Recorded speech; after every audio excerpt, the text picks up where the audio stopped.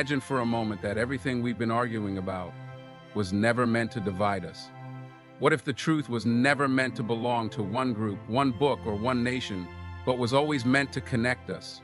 What if the Bible, respected by billions, didn't just tell the story of the past, but quietly pointed to something still to come, something many have overlooked? A final messenger, a voice that would echo the same message of love, mercy, and surrender to God, but this time with clarity for all people. This isn't about changing what you believe. It's about looking deeper. It's about opening your heart to the possibility that God has always been guiding humanity through different messengers at different times for the same purpose.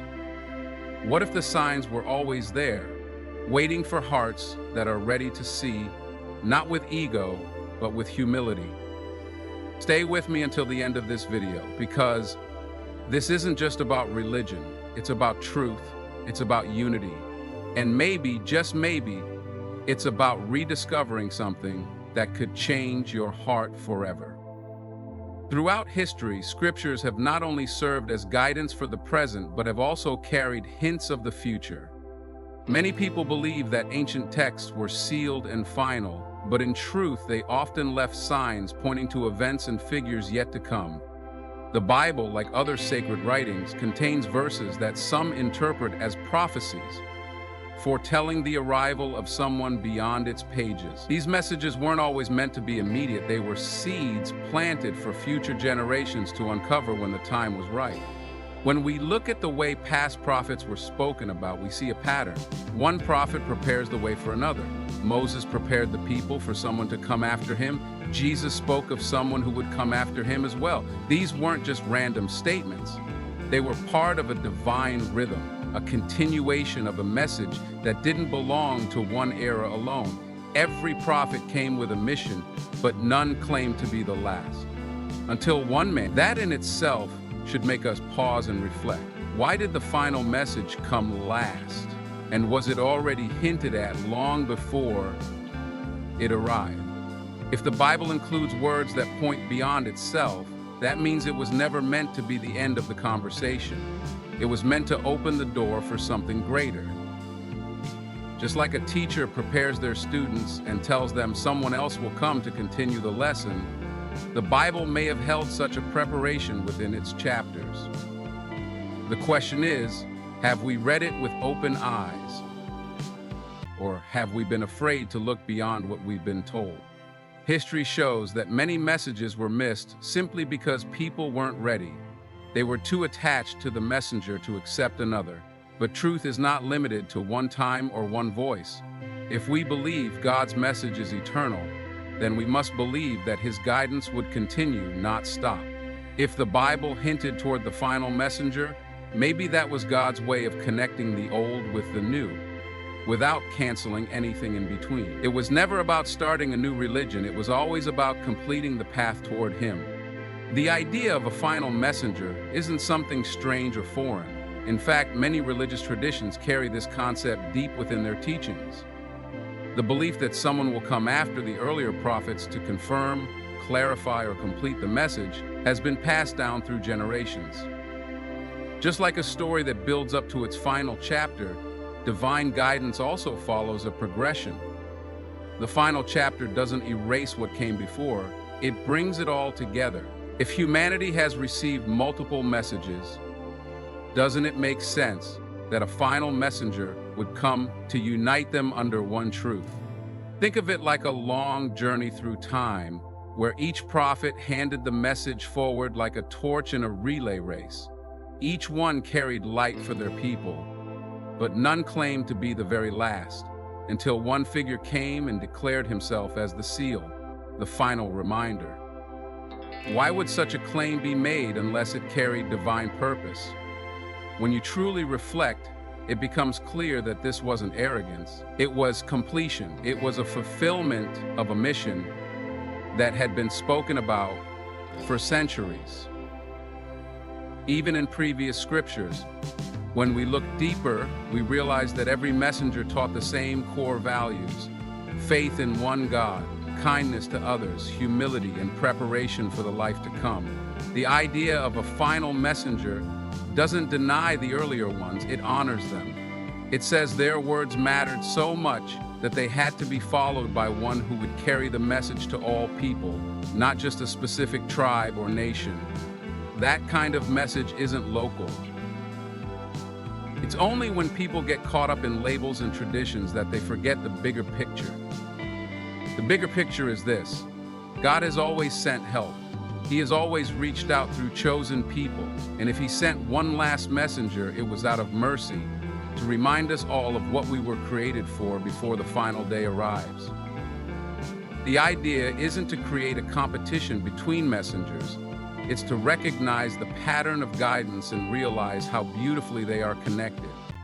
So when we hear about a final messenger, we shouldn't close our hearts in defense of what we already believe. We should ask ourselves, with sincerity, if this is true, what does it mean for me?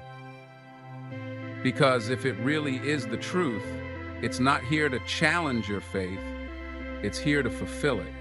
Over time, messages from God have often been misunderstood, misused, or even altered, not always with bad intentions, but because of human error, pride, or politics. When the original guidance becomes buried under layers of interpretation or tradition, people start to lose sight of what was truly meant.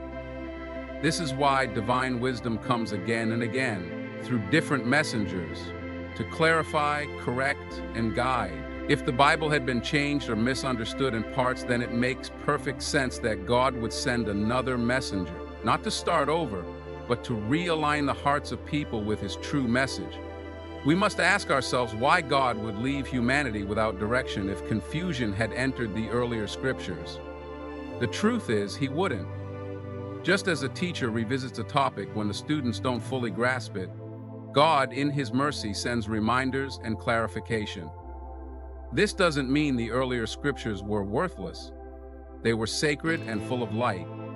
But sometimes, light becomes hidden under dust. The role of the final messenger was to uncover that light again, to bring people back to the essence of faith without division, pride, or distortion. Many teachings across the world still carry echoes of the same truth. Words about one God, about compassion, about justice. They are found in all major messages. But over centuries, followers started to focus more on identity than on truth. They argued over the messengers instead of walking the path they laid out. The arrival of the final messenger wasn't a break from the past. It was a bridge to unite what had become divided. It was God's way of saying, "Come back to me, all of you." Not through rivalry, but through love. People often feel threatened by something new, especially when it challenges what they've believed their whole lives. But truth is not about comfort, it's about awakening. The final messenger came not to erase previous messages, but to complete them. His words, life, and teachings reflect what came before, with clarity and purpose for all of humanity. He wasn't limited to a region or race. He spoke to the hearts of all people, reminding them that their Creator had not forgotten them, even when they had forgotten him. So if we find familiar echoes of earlier scriptures in the final message, it's not a coincidence. It's divine consistency. It's proof that the same God was speaking again and again, trying to reach his people one last time. And maybe, just maybe, it's time we listen with open hearts, beyond the names and beyond the noise, to what has been calling us all along. One of the most powerful signs that the Bible may have pointed to a final messenger is the consistent mention of someone who would come after. Across different parts of the scriptures, there are hints, promises, and prophecies that speak of a figure who would carry forward the truth. Someone whose words would not be his own, but would come directly from God. This is not about forcing a meaning into the text. It's about reading with an open heart and asking the deeper question: what was God preparing humanity for? Throughout history, prophets came with a clear role to guide their own communities. But there was always a sense that something greater was coming, something more universal. The earlier messages often spoke of a time when God's word would be made clear to all nations, not just one. That message would not be limited by language or culture. It would speak to the soul, and it would reach the corners of the earth. When we think about this, it opens the door to understanding that the arrival of the final messenger was not random. It was planned, promised, and prepared for long before. People sometimes assume that believing in the final messenger means rejecting everything that came before, but that's not true. It actually means believing in all the messengers with equal love and respect. It means understanding that the same God who spoke through Moses and Jesus also spoke through the last prophet. God does not contradict himself. He fulfills his promises in ways that may not always match human expectations, but always reflect divine wisdom. Imagine for a moment if the Bible did speak about a final messenger, but we never took the time to look deeper. Wouldn't that be one of the greatest missed opportunities? God doesn't hide truth from those who sincerely seek it. The door is always open, but we must have the courage to walk through it. We must be willing to accept that the plan of God is far greater than any single tradition or interpretation. He calls us not to fight over messengers, but to follow the message. So when we explore the idea that the Bible may have pointed to the final messenger, we are not trying to divide. We are trying to connect. We are searching for the common thread that has always been there, waiting to be seen. If the message is from God, it will lead us closer to Him.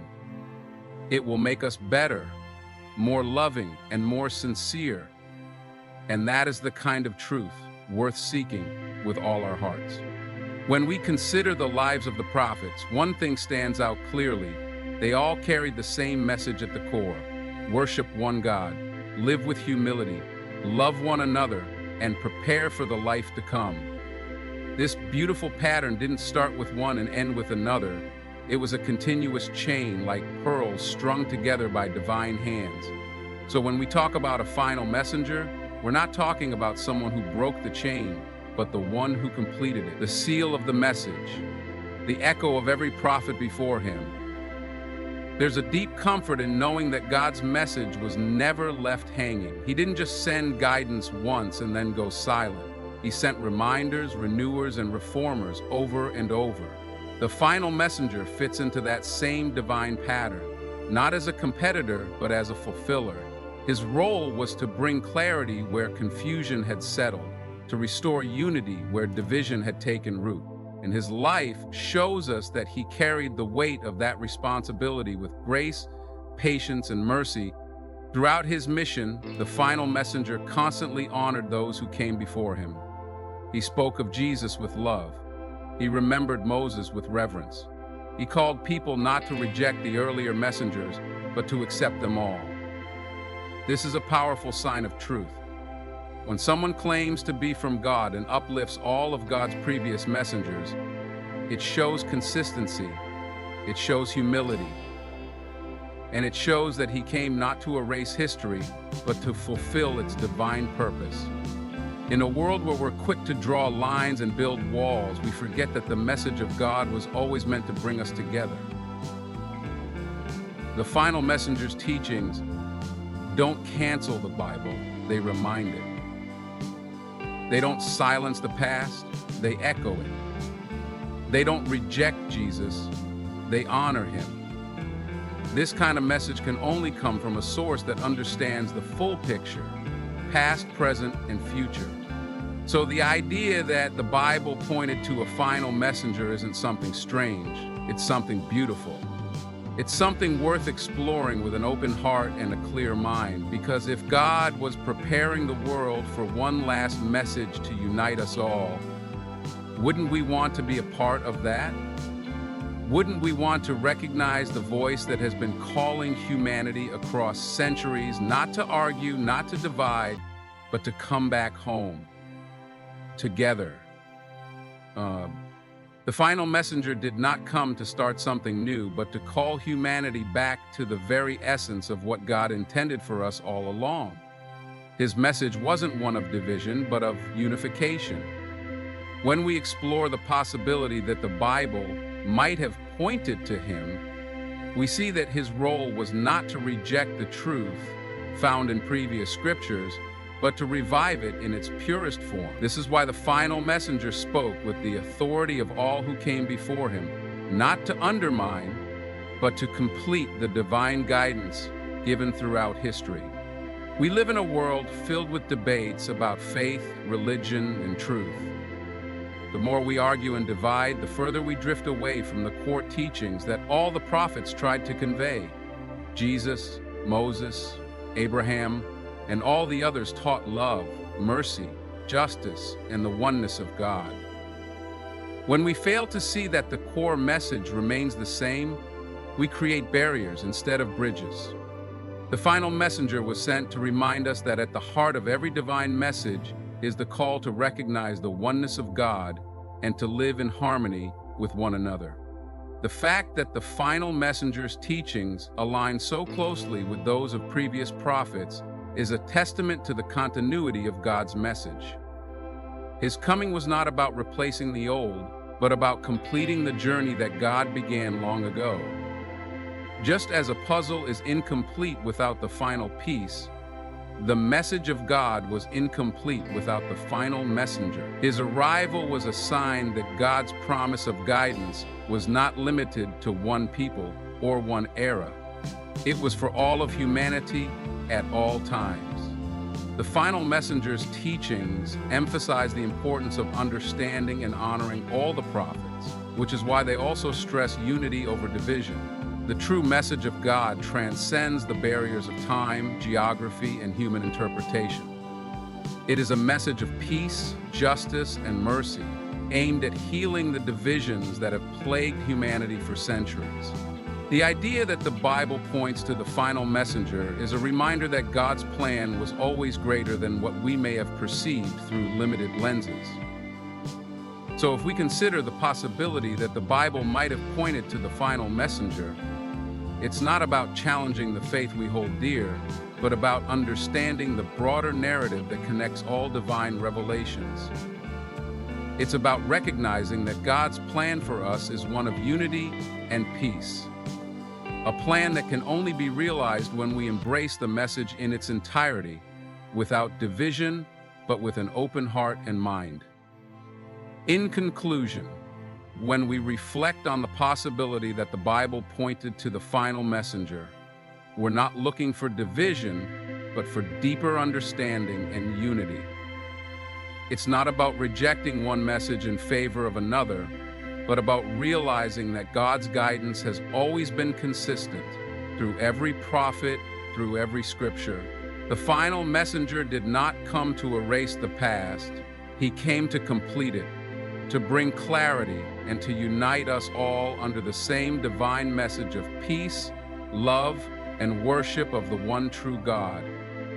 As we strive to live by these universal truths, may we recognize the beauty of continuity in God's message and work towards unity, understanding, and compassion in our own lives. Thank you for joining me in this exploration of divine wisdom. May it inspire you to seek the truth with an open heart and a deep sense of humility. Thank you again, and may God guide us all.